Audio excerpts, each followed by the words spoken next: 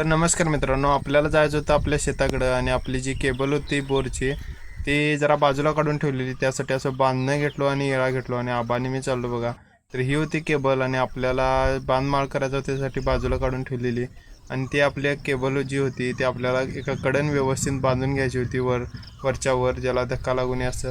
त्यामुळं इकडंपर्यंत अशी इकडंपर्यंत बांधायची होती. त्यासाठी आपण आलतो, ती बांधून ते झालं. त्यानंतर मग आपली तार जी होती ती तार लांबडी एकदम घेतली आणि आपल्याला ह्यो पाईप जो होता तो वडून जरा पायरीला बांधायचा होता, मोटर आतराळी राहावला अशी. त्यानंतर मग आगा काय माझ्या भावानं आज काय विषय एंड करून टाकलाय. डायरेक्ट सगळ्या म्हशी गाई धुवून बिवून कसं काय दिवस उजाडला म्हटलं. माझ्या भावाने एवढं काम केलं आज पहिल्यांदा बघितलो. त्यानंतर मग शेतात आलो तर बघतो तर फीस तीन गेलते. त्यामुळे ही फीस तीन घातली. तर मग आलो आपल्या माळाच्या शेताकडं आणि आपल्याला मोठ्या पट्टीला आज पाणी सोडायचं होतं ठिबकनं. त्यासाठी इथं आलतो, ही आहे लावण. त्यानंतर असं पाणी ते सोडून घेतलो आणि दुपारी मग आपली बैल तेन बाहेर बांधून घेतलो आणि चारा तेन टाकलो येणासनी कडवा.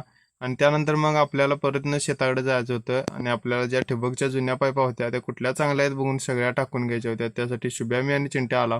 त्यानंतर माझ्या पाईपा तेन हातरून घेतला, कुठल्या कुठल्या चांगल्या होत्या तेवढ्या टाकून घेतला, बाकीच्या राहू दे म्हटलं. त्यानंतर मग ह्यांचा कार्यक्रम चालू झाला आंब पाडायचा आणि करमणीला आंब पाहिजे होतं.